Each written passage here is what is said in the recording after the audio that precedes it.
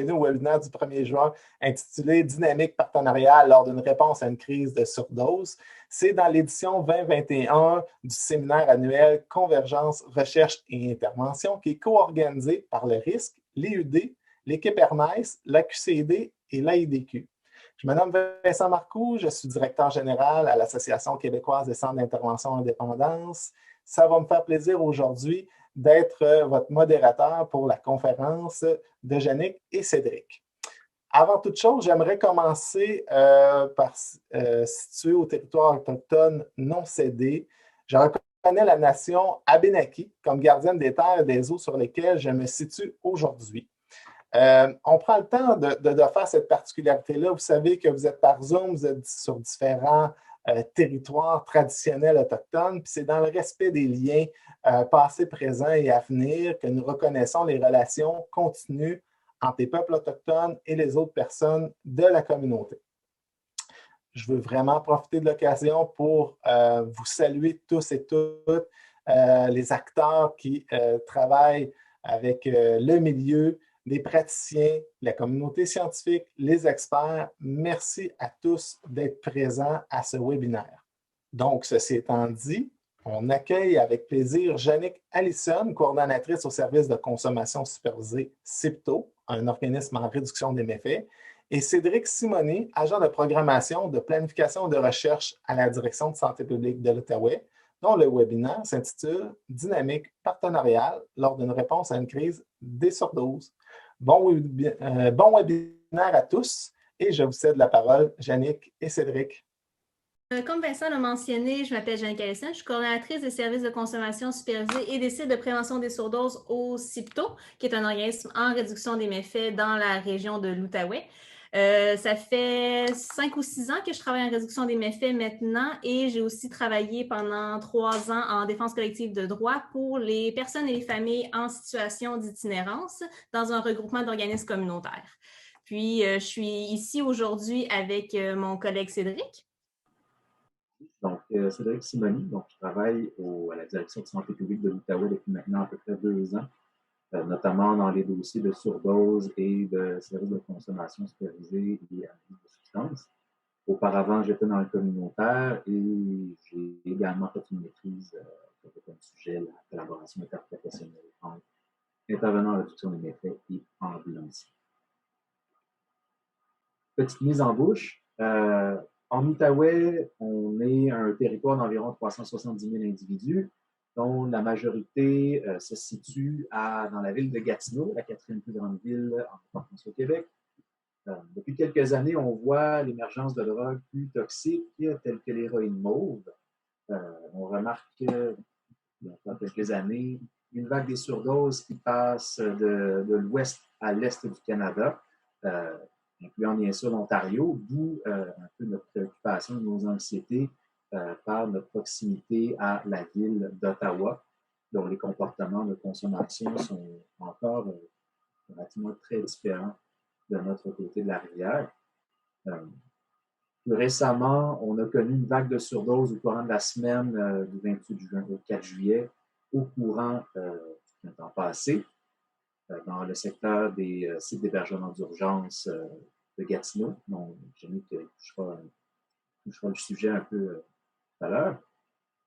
L'Outaouais a été également identifié dans le plan de travail de la stratégie nationale pour prévenir les surdoses, notamment pour la mise en place de certains services de consommation supervisée, dont 1 et 2, en fait, sont déjà en cours dans la région depuis à peu près 1 an et demi. Et on est la 2e région au Québec avec le plus haut taux d'infection au virus de l'hépatite C. Et on voit une augmentation notoire chez les moins de 30 ans.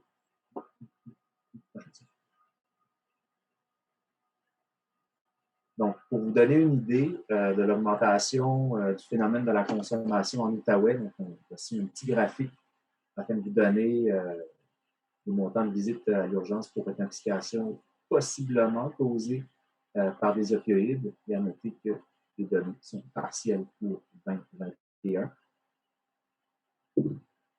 Pour répondre à Émilie, non, je n'ai pas de fan de Bruit-de-fond, malheureusement. Ce n'est que mon système informatique.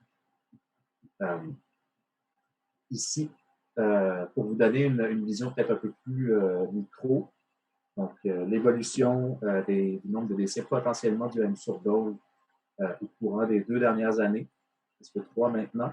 Vous pouvez remarquer autour du printemps 2020, l'augmentation dramatique des surdoses qui est survenue. Et c'est en fait ce phénomène-là qui nous a incité à mettre en place le cycle de prévention des surdoses à Gatineau. Donc, rapidement, un peu pour vous situer au niveau géographique, l'Outaouais, vous le savez, est collé sur la région d'Ottawa. On peut voir ici le carré rouge que vous regardez ici, c'est l'endroit où est situé le site de prévention des surdoses. Et vous pouvez voir qu'on est à, honnêtement, un bon 15 minutes de marche d'atteindre le centre-ville d'Ottawa. Donc, c'est un lieu relativement central et il y a aussi une connexion avec les services de l'autre côté de la rivière.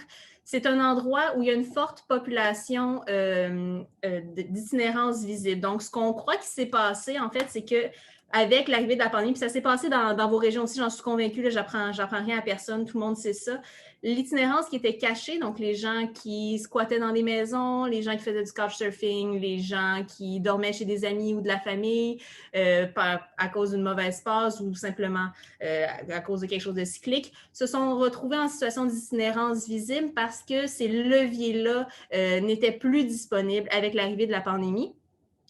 Conjugué avec une augmentation des situations de vulnérabilité socio-économique, avec les pertes d'emploi, avec l'effritement du social, on s'est retrouvé avec une grosse augmentation de la population en situation d'itinérance visible. Et là, loin de nous, l'idée de lier itinérance avec consommation de substances psychoactives de façon intégrée et automatique, mais dans le cas qui nous occupe, il y avait une hausse des surdoses autour des ressources d'hébergement d'urgence qui accueillait une population beaucoup plus grande. Donc, historiquement, on avait un refuge qui avait à 55 places pour le territoire de l'Outaouais, un seul refuge d'hébergement d'urgence mixte.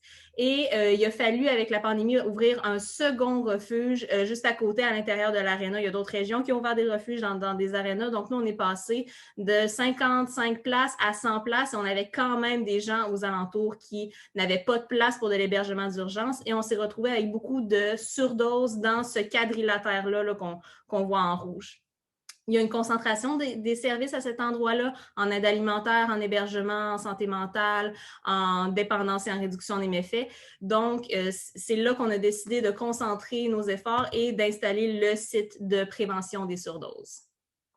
Donc, pour ce qui est de la mise en place du site de prévention des surdoses, c'est dans le contexte de la COVID que les directions de santé publique régionales ont obtenu l'aval de Santé Canada et du ministère de la Santé et des Services sociaux d'accorder des exemptions afin d'ouvrir ces services. Donc, les organismes communautaires doivent faire une demande au DRSP régional. Ce sont donc elles qui encadrent la démarche et qui autorisent l'exemption. Ce sont également elles qui doivent faire un suivi au bureau du Dr Arruda, qui ensuite informe Santé Canada de la décision qui a été faite par la province. Donc, les exemptions qui sont accordées pour le moment sont valides jusqu'au 30 septembre 2021. Il existe une procédure au sein de Santé Canada pour étendre cela et il y a également des discussions entre le MES et le fédéral afin de voir si on ne peut pas étendre ces exemptions.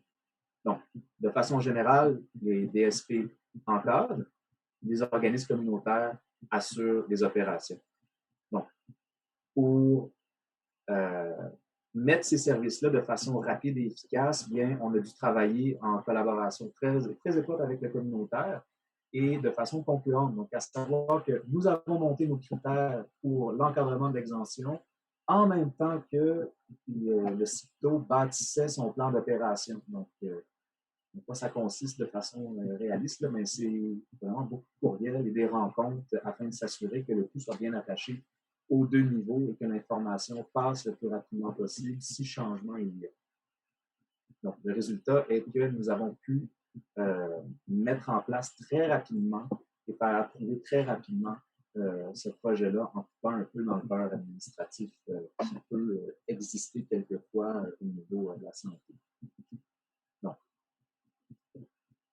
passer à Jeannick pour la petite seconde.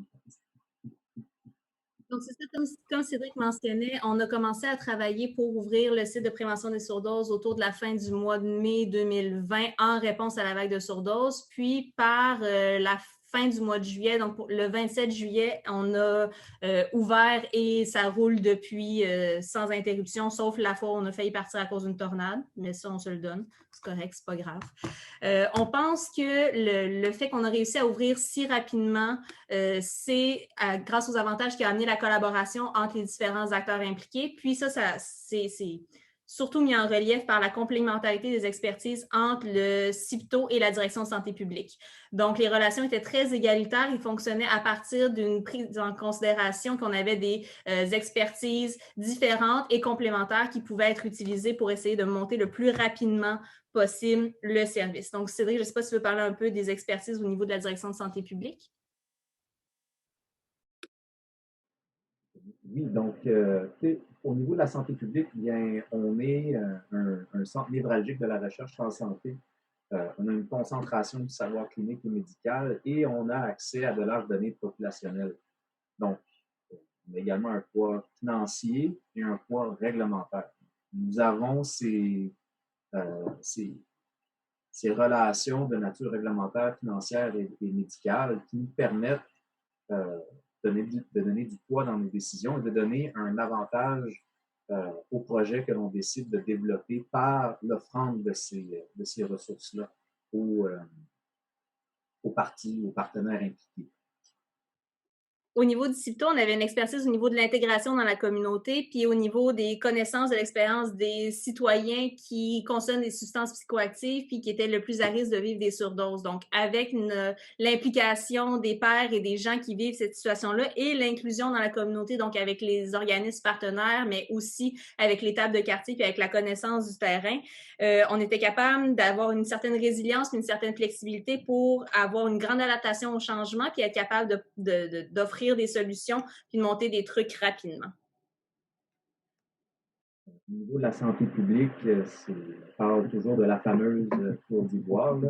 Donc, ce qui nous donne une certaine vision plus stratégique. C'est là-dedans qu'on se situe et ça nous permet d'insérer des projets qui sont peut-être d'allure plus micro dans un système plus large, dans un plus grand continuum de services, ainsi que de mobiliser d'autres acteurs institutionnels. Donc, on parle de municipalités, la police ou même des services hospitaliers.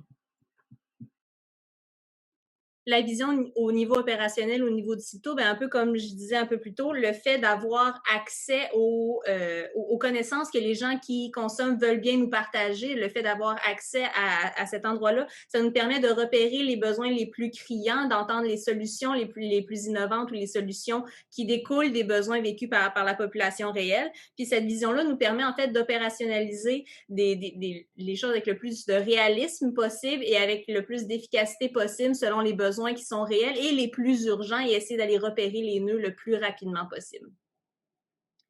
Donc, au niveau des rôles, les responsabilités, comment ça a fonctionné au niveau de l'implantation du site de prévention des surdoses, le CIPTO devait s'occuper de tout ce qui était l'aspect logistique, de l'aspect des ressources humaines, donc l'embauche, le roulement, l'application des protocoles, puis le roulement du matériel.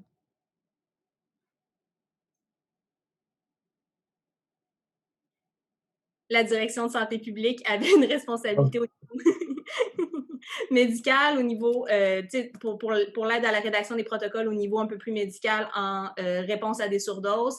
Un support au niveau financier, au niveau des budgets et réglementaire. Puis aussi, ce qui était très intéressant au niveau de la direction de santé publique à ce moment-là, c'est que tout le monde savait et comprenait que au niveau de la rédaction des rapports, puis des redditions de comptes, comme on passait beaucoup de temps sur le terrain au niveau opérationnel, il y avait plus de temps qui était consacré là-dessus au niveau de la santé publique pour pouvoir nous libérer un peu puis nous laisser plus de temps pour pas qu'on soit enfermé dans un bureau. Qu'est-ce qu'on veut dire par effet intermédiaire? C'est qu'est-ce que la collaboration a apporté de plus au SPS. Donc, on a eu une collaboration étroite avec le SPVG, donc le service de police de la ville de Gatineau, ainsi que la coopérative des paramédics de l'Outaouais. Ça, c'est au sein même de notre comité partenaire, donc un comité qui se rencontrait de façon hebdomadaire afin de discuter du projet, le développer et régler tous les enjeux qui pouvaient être pouvait être apporté là. Donc, oui, on discutait du SPS, mais on pouvait également discuter d'autres facettes et d'autres sujets en dehors du projet. Donc, notamment, avoir une connexion un peu plus étroite avec le service de police permet de pouvoir discuter d'enjeux au niveau du démantèlement des campements de fortune dans le secteur. Et idem, avec la coopérative des paramédics de l'Outaouais, ça nous a permis de parler un peu plus de la relation et de la façon d'intervenir entre un ambulancier et une personne en situation d'itinérance ou des travailleurs de au niveau d'apprentissage, donc encore une fois, avec cette relation avec de multiples partenaires, notamment la ville, ça nous a permis d'avoir un meilleur apprentissage des règlements municipaux en termes d'urbanisme. C'est pas quelque chose qui est facile. Et également d'avoir une vision sur la façon dont l'aréna en soi était organisée et de pouvoir nous intégrer dans ces activités-là en termes de support par notre service et de donner notre avis et nos idées au plus grand groupe qui gérait ce site d'hébergement d'urgence-là à l'aréna Robert Kerpen. Je vais commencer par répondre, puis après ça, je continuerai aux questions d'Alexandra. Donc oui, ça prend une exemption pour possession de drogue sur le site. Donc notre exemption couvre le territoire du site de prévention des surdoses, donc à l'intérieur de la tente ou de la roulotte. Là, on va y revenir un peu plus tard. Puis on pratique la ventilation puis les compressions, mais pas avant l'administration de l'analoxone. Donc, ça fait partie des protocoles qui avaient été établis. Mais quand les gens pénètrent dans le site de prévention des surdoses, ils sont conscients et consentent au fait de recevoir de l'analoxone en cas de surdose. Donc, le rapprochement du terrain pour la direction de santé publique, bien, ça a permis d'apporter des opportunités pour les travailleurs du communautaire au niveau du CIPTO et du Outaouais, qui est notre partenaire avec qui on travaille pour avoir des intervenants un peu tout le temps. Par exemple, on a pu tester du nouveau matériel, tester des nouvelles pratiques.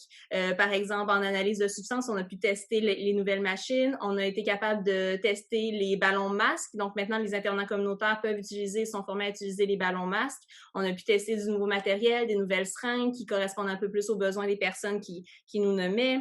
On a pu tester des nouveaux trucs. Puis, on a été capable d'être une ressource en support externe, en réduction des méfaits, comme on était mis entre deux ressources d'hébergement d'urgence, avoir une ressource supplémentaire en réduction des méfaits, ça a permis d'apporter un support à ces ressources-là qui vivaient avec des personnes qui consommaient à l'intérieur ou autour, avec des surdoses sur le territoire. Ça a permis d'aider ça et ça a aussi pu aider lorsqu'il y a eu des éclosions de COVID-19 sur le territoire. On a pu être un point de contact supplémentaire pour les personnes, pour encourager à se faire dépister, encourager à aller en hôtel pour l'isolement. Donc, ça faisait une espèce de ressource de plus sur le territoire. Puis aussi, on sait qu'un des effets intermédiaires de notre bonne collaboration puis des bons partenariats qu'on a ensemble, c'est l'ouverture des différents partenaires à l'utilisation de moyens de pression respectifs. Donc, on sait que la santé publique va aller au bat, puis là, je m'excuse l'expression, mais admettons qu'on aurait eu des enjeux avec le ministère, on a besoin qu'il y ait plus d'argent qui descend, on sait que c'est difficile.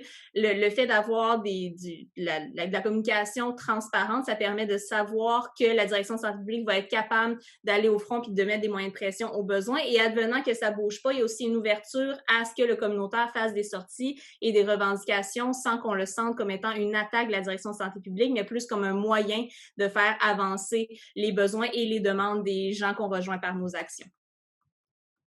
En termes de facteurs favorisants pour la collaboration et la mise à bien du projet, on a essayé d'intégrer une bonne agilité, une flexibilité dans ces mécanismes de collaboration. Donc, on parlait d'adaptation du projet, une agilité du processus. Donc, c'est quelque chose qui demande beaucoup de communication et d'emblée être prêt en amont aux changements réguliers du projet, notamment quand c'est fait sur une période de temps aussi courte et quand c'est une première fois. Donc, à cet effet-là, bien, avoir un objectif très précis nous a permis de faciliter les prises de décision et d'éviter de dériver dans des contextes et dans des enjeux qui n'étaient peut-être pas pertinents à la mise à bien du projet et de nous entendre vraiment sur les éléments communs du service. Jannick l'a mentionné tantôt, donc on a dû adapter notre reddition de compte, notre processus de reddition de compte, donc à savoir qu'on se rencontre à toutes les semaines, on communique tout le temps pour la mise à bien du projet. La prise de stats se fait de facto par l'organisme. Donc, pourquoi leur donner plus de travail alors qu'ils sont déjà occupés à gérer les opérations du site? La santé publique a déjà toute l'information dont elle a besoin pour rédiger un bilan complet et le partager au reste des partenaires. En fait, de façon plus générale, pour nous, cette façon-là de fonctionner va probablement rester dans le temps pour d'autres types de projets que l'on aura mis en place à plus long terme. Et ensuite, bien, on parle d'adaptation et de flexibilité au niveau des protocoles. Bien, COVID oblige. On apprend comment porter le N95. Il y a de nouveaux modèles de N95 qui sont sortis. On apprend à les utiliser, à faire les fous. On a mentionné l'utilisation de ballons masques par les intervenants au niveau communautaire, qui a été un défi intéressant et qui a quand même, qui nous a permis de mettre en place des protocoles et procédures qui augmentaient finalement la sécurité des usagers du site et qui étaient novateurs. Donc, ces petites innovations-là, on les a vues tout le temps au fur et à mesure du projet.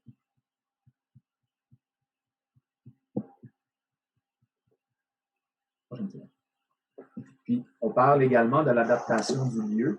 Donc, on est passé de 2 tentes 10 par 10 attachées ensemble avec les TAERA à 2 tentes 10 par 10 avec un plancher fait en palette recyclée, à une tente 10 par 10 avec plancher parce que l'autre s'est fait voler, à une roulotte non adaptée qu'on peut voir dans l'image en haut à gauche, à une roulotte adaptée et chauffée, qu'on peut voir en bas, je pense. Donc, ça, c'était l'avant-dernière itération. Jusqu'à la roulotte que vous voyez, je pense, en haut à droite, et je vais pouvoir me corriger.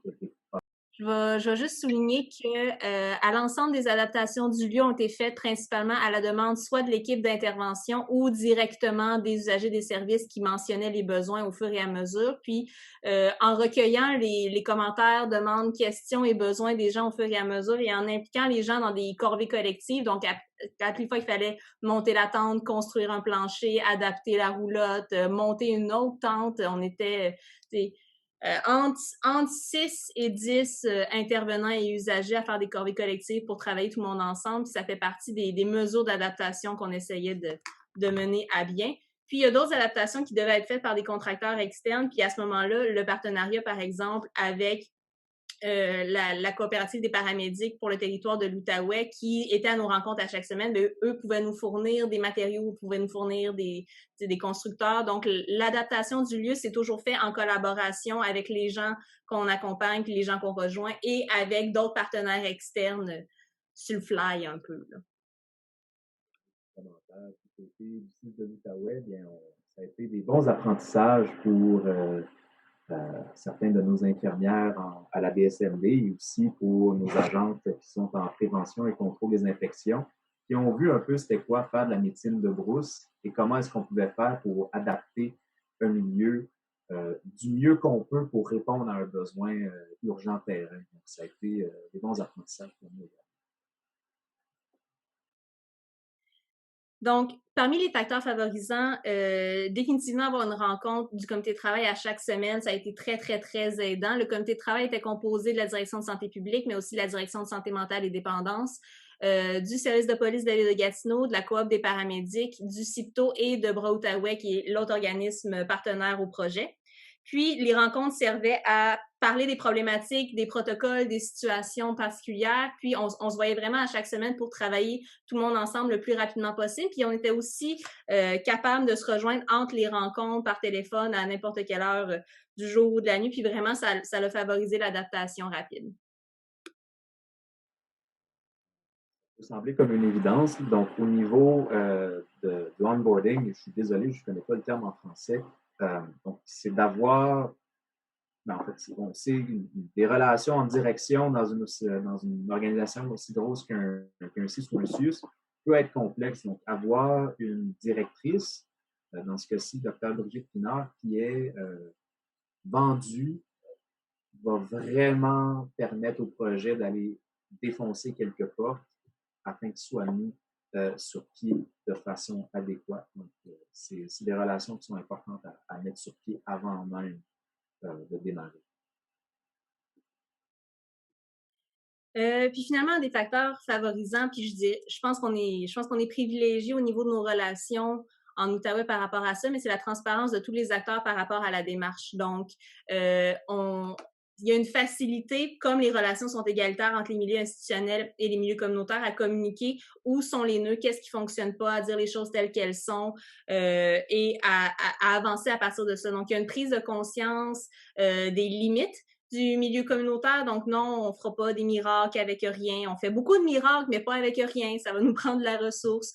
Il y a une prise on reconnaît l'expertise puis le travail qui est fait sur le terrain, puis on reconnaît aussi l'expertise au niveau médical, au niveau administratif, on reconnaît l'aide qui est apportée aussi au niveau de la santé publique. Donc, tous les acteurs de la démarche sont capables de dire les choses telles qu'elles sont, puis d'avancer en nommant les problématiques au fur et à mesure qui arrivent. Si, par exemple, on peut pas faire ce type de protocole-là, COVID, avec ce type de population-là, ça sera pas applicable. On est capable de le nommer puis essayer d'adapter pour trouver quelque chose qui fonctionne mieux au niveau de la santé publique. Donc ça a été un facteur très favorisant.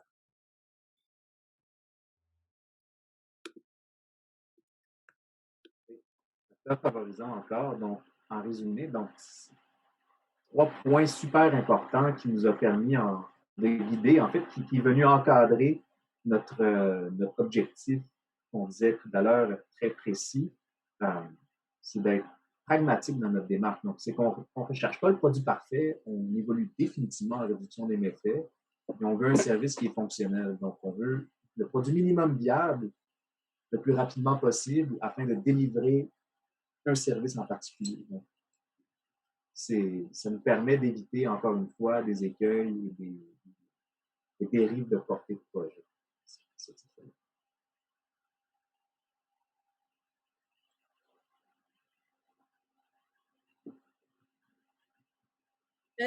Finalement, puis là, j'ai déjà mentionné souvent, mais c'est parce que c'est important pour moi, puis je vais être redondante, mais un autre facteur qui était clé, je pense, pour la mise en place, puis surtout la pérennité du projet, c'est la proximité puis l'inclusion dans la communauté.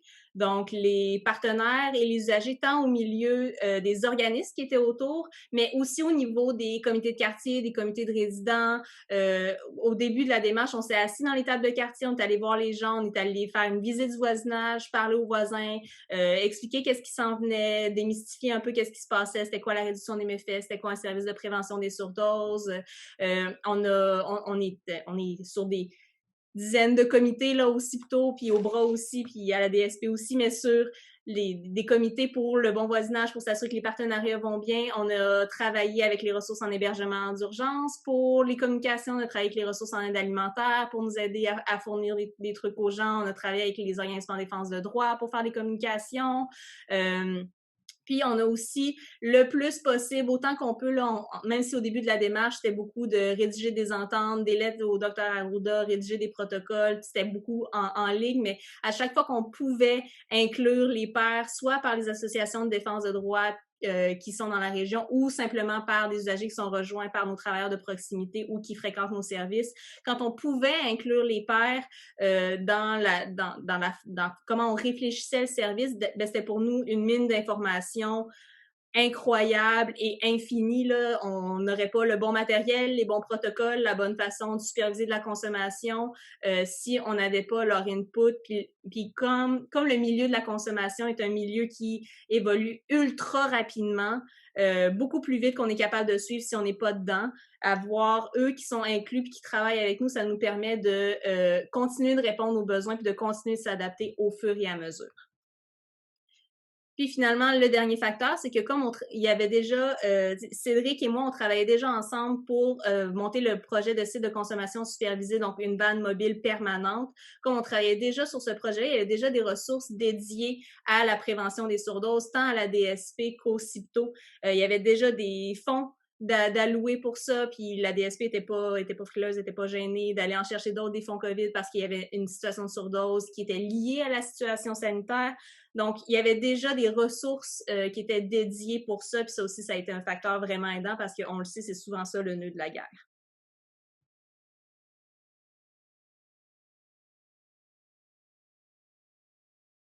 Donc, quelques écueils qui ont pu être évités. Ben, le manque de reconnaissance du communautaire. Il n'y a pas eu de moment où il a fallu aller prouver, chercher les gens à la direction de santé publique, mais aussi les autres partenaires qui étaient autour de la table reconnaissaient l'expertise que chacun des partis avait. Il y avait une reconnaissance des capacités, mais aussi des limites en lien avec le milieu communautaire, où quand ça dépassait notre mission, quand c'est des choses qu'on pouvait pas faire, quand c'est des choses qu'on devait faire à cause de notre mission, il y avait une reconnaissance de ça, il y avait une reconnaissance de l'autonomie dans nos actions, même si on travaillait en entente par projet, il y avait quand même une reconnaissance de notre autonomie, puis qu'il fallait que ça rentre dans une mission plus globale. Puis, on a aussi évité des écueils au niveau des difficultés de communication. Et avec la direction de santé publique, mais aussi avec les autres partenaires. Si le service de police avait des patrouilles de stationner un peu trop près du site de prévention des surdoses, puis que ça faisait en sorte qu'il y avait des gens qui étaient frileux de venir consommer parce qu'ils avaient peur de se faire judiciariser, c'était facile d'appeler l'inspecteur-chef, puis 5 minutes après, les patrouilles étaient parties, puis ça se reproduisait plus. Donc, avoir des communications qui étaient rapides, fluides, puis qu'on savait qu'on travaillait tous pour le même objectif, puis que c'est un objectif populationnel. Ça l'a vraiment facilité les communications, puis ça nous a permis d'éviter des écueils qui auraient pu arriver dans le type de collaboration où on a des services institutionnels, des services publics, des services communautaires avec des missions différentes et des enjeux particuliers différents.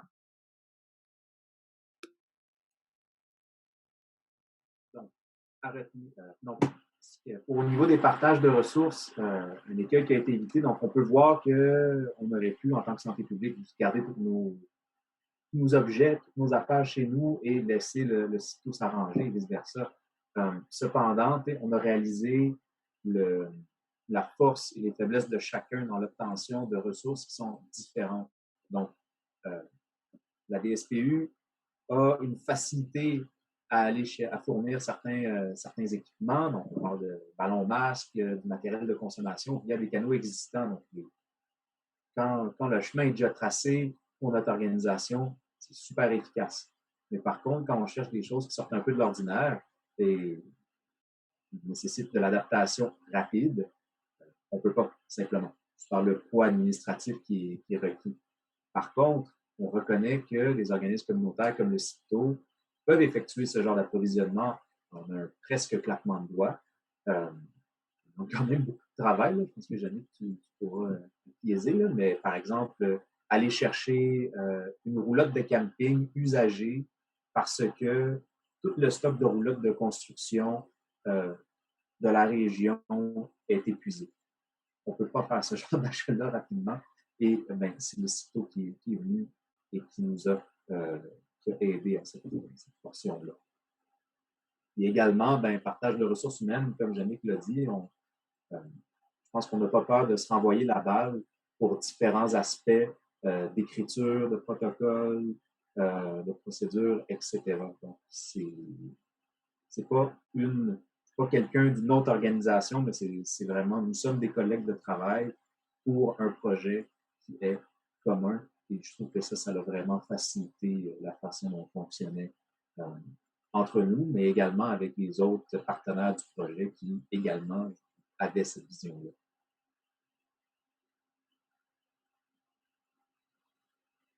Bon, à retenir de cette collaboration-là, ou du moins de cette expérience-là, de mise en place d'un site de prévention des surdoses avec le milieu communautaire. Donc, pour être franc avec les organismes, avec les autres partenaires, et ne pas avoir peur d'avoir des discussions qui peuvent sembler difficiles.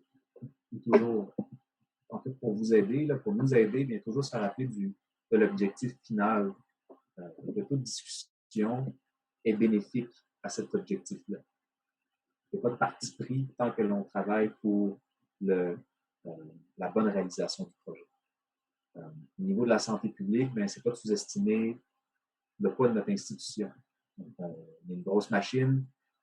Quand on met du momentum derrière un projet, ça peut aller vite, mais quand on sort, encore une fois, des chemins qui sont déjà tracés, il faut vraiment s'attendre à vendre notre sauce et ne pas avoir peur de monter au créneau avec nos partenaires pour nous aider à déroger certains cas récalcitrants. Donc, ce type de projet-là en particulier, bien, ça nécessite un travail en amont pour préparer la communauté. On a été chanceux avec le projet de service de consommation supervisé permanent. On avait déjà rencontré certains partenaires municipaux. Le service de police était déjà bien au fait de ce type de service, du pourquoi, du comment et des bénéfices. Et c'est définitivement quelque chose qui nous a aidé dans l'implantation de ce projet-là en urgence. Et également, il ne faut pas avoir peur dans le champ d'action du communautaire.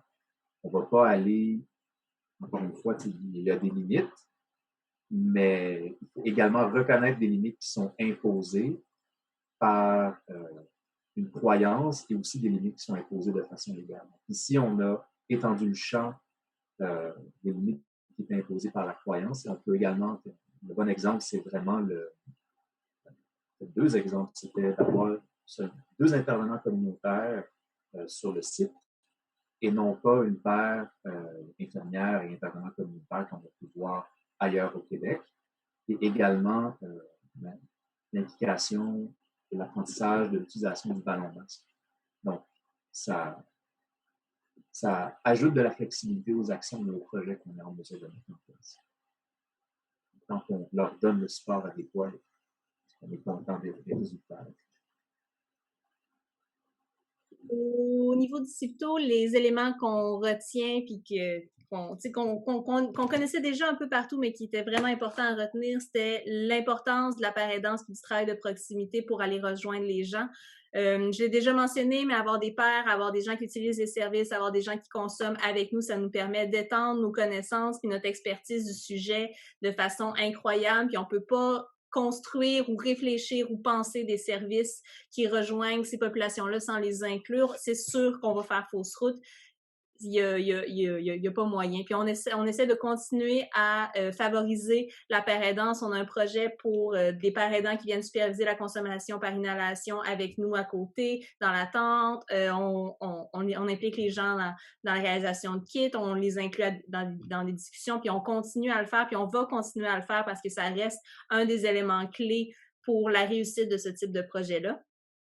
L'autre aspect qui est à retenir pour ce type de service-là précisément, c'est la capacité de mener ce type de service-là à partir d'une lunette sociale. Donc, comme on a commencé par essayer de monter un site de consommation supervisée avant l'affluence des surdoses puis qu'on monte le SPS, tout était très médicalisé, les protocoles étaient régis, il y avait tout était réfléchi pour qu'il y ait une infirmière à l'intérieur du service et l'infirmière est une plus-value à plusieurs égards. Puis là, on s'est rendu compte avec le site de prévention des surdoses qu'on était capable de réagir à des surdoses, qu'on était capable de prévenir des surdoses, qu'on était capable d'offrir des conseils en réduction des méfaits, qu'on était capable de mener ce genre de service-là à partir d'une aide sociale, donc avec des pères aidants ou des anciens pères aidants, avec des intervenants sociaux, puis que c'était réaliste et qu'on atteignait notre objectif de prévention des surdoses.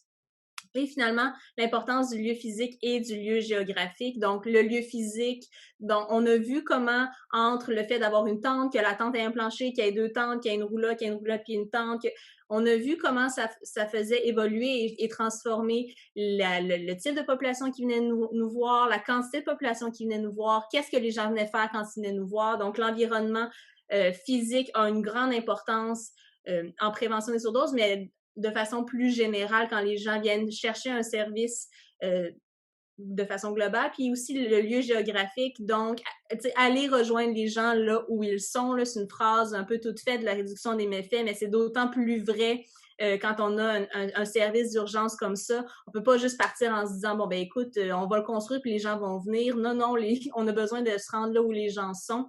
Puis on en a vu toute l'importance avec ce projet-là.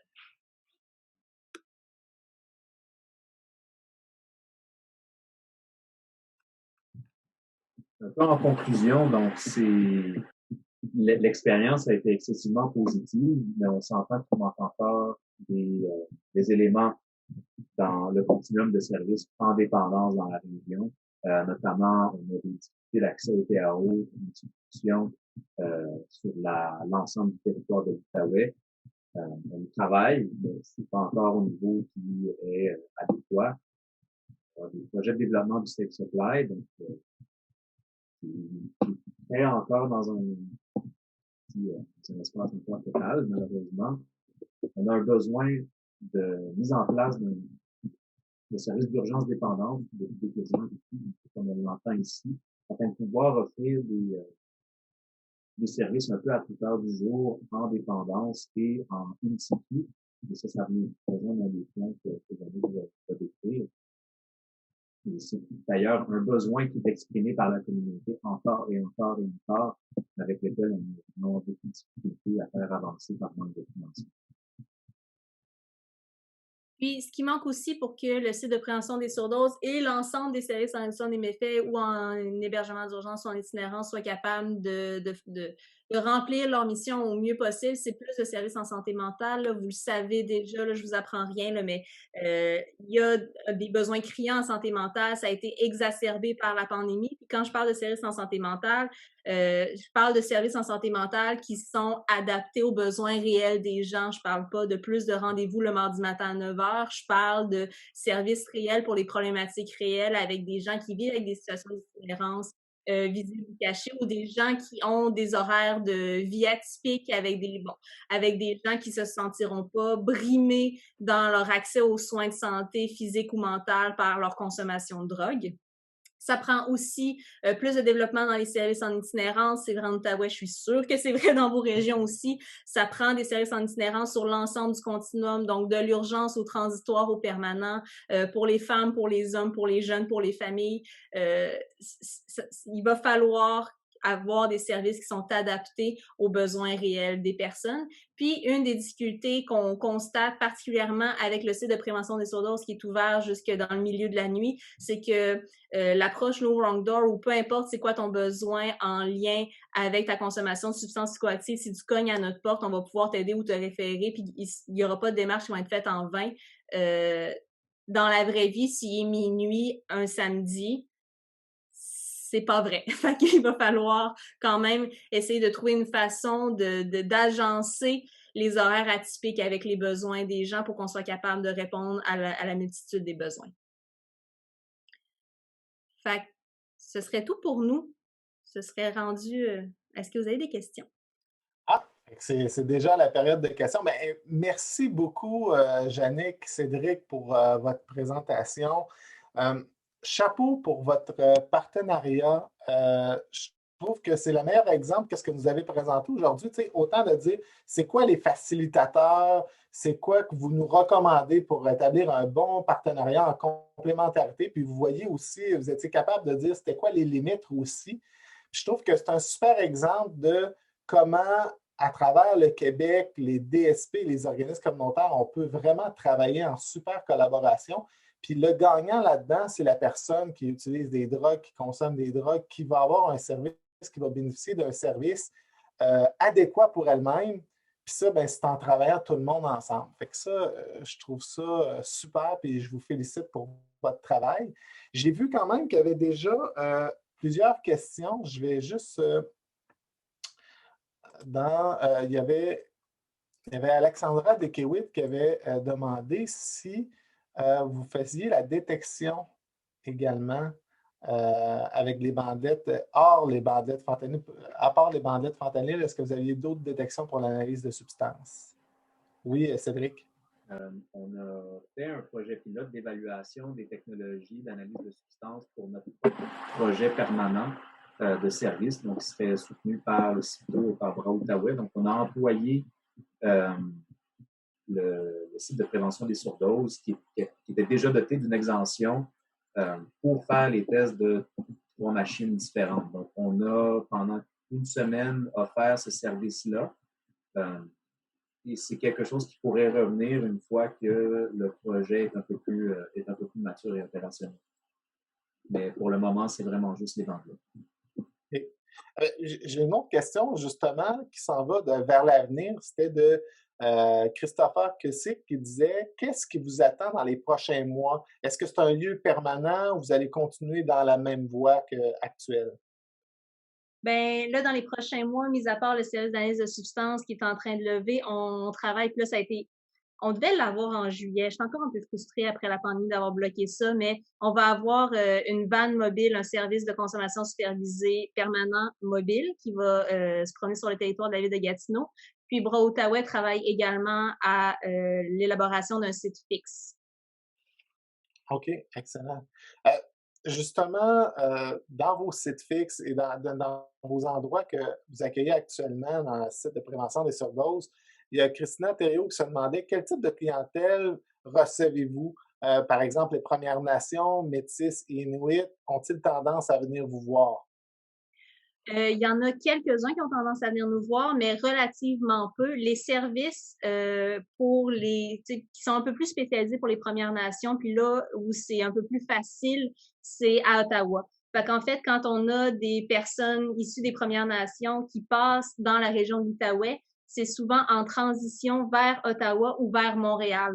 Donc, on va en avoir, ils vont passer, ils vont rester 1 soir, 2 soirs, 3 soirs et ils vont éventuellement quitter vers des services qui sont plus appropriés, qui sont plus adaptés pour eux dans d'autres villes. Aussi simple que ça, c'est ça. OK. Merci, Yannick. Pour, Juste avant, on a commencé directement dans la période des questions. Les gens, vous étiez déjà mobilisés dans le chat et dans le Q&A, mais vous pouvez également lever la main si vous désirez pour qu'on puisse vous donner directement la parole ou si vous avez des commentaires tout simplement. Je vois d'ailleurs que M. Guillaume Tremblay qui a levé la main. Voilà. Merci pour cette présentation fort inspirante. Écoutez, vous êtes pas mal dans nos pionniers d'avoir mis sur pied un site de prévention des surdoses au Québec. J'avais déjà eu la chance d'écouter une présentation de la mise sur pied d'un site de prévention des surdoses à Toronto lors d'une conférence internationale. Puis bon, c'est en tout cas, les facilitateurs revenaient aussi dans la collaboration que vous avez eue entre l'institutionnel et le communautaire. Je pense qu'il faut travailler tous dans le même sens. Puis effectivement, je pense que vous avez été en mesure de le faire puis de façon avec brio. Voici ma question.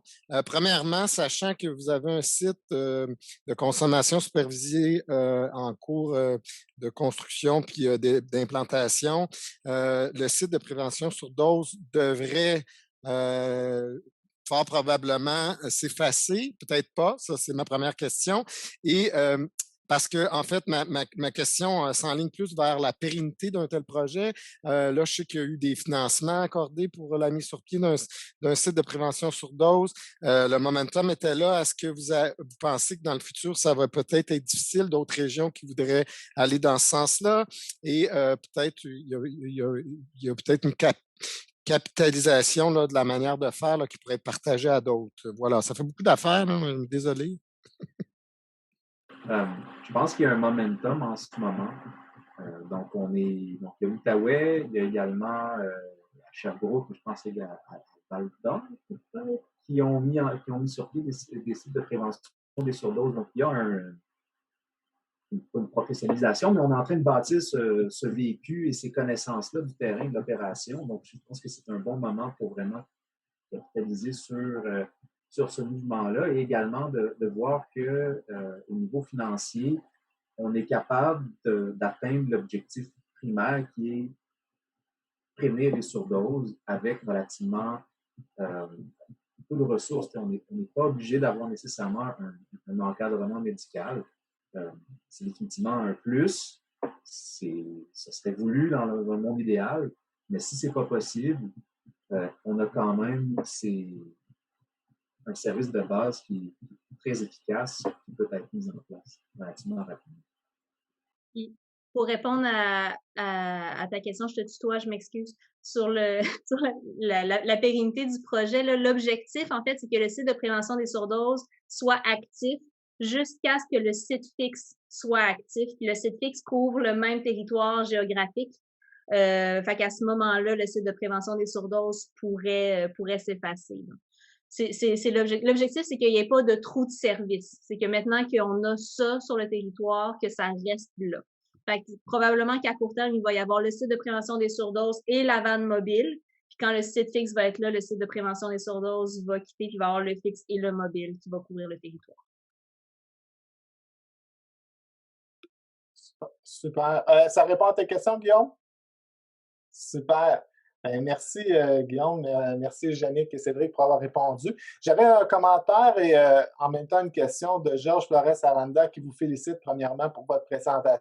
Puis, il voulait savoir si vous avez reçu dans vos services des personnes de la diversité sexuelle et de genre. Puis, quel est le profil des personnes qui utilisent vos services actuellement? On a quelques personnes de diversité sexuelle et de genre qui viennent, surtout des personnes qui sont dans la diversité au niveau sexuel, puis moi au niveau de la diversité de genre. Puis on rejoint des personnes de la diversité de genre, mais plus par le travail de proximité.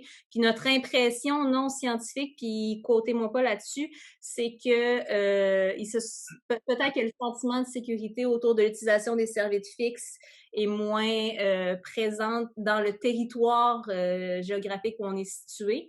Donc, on en rejoint.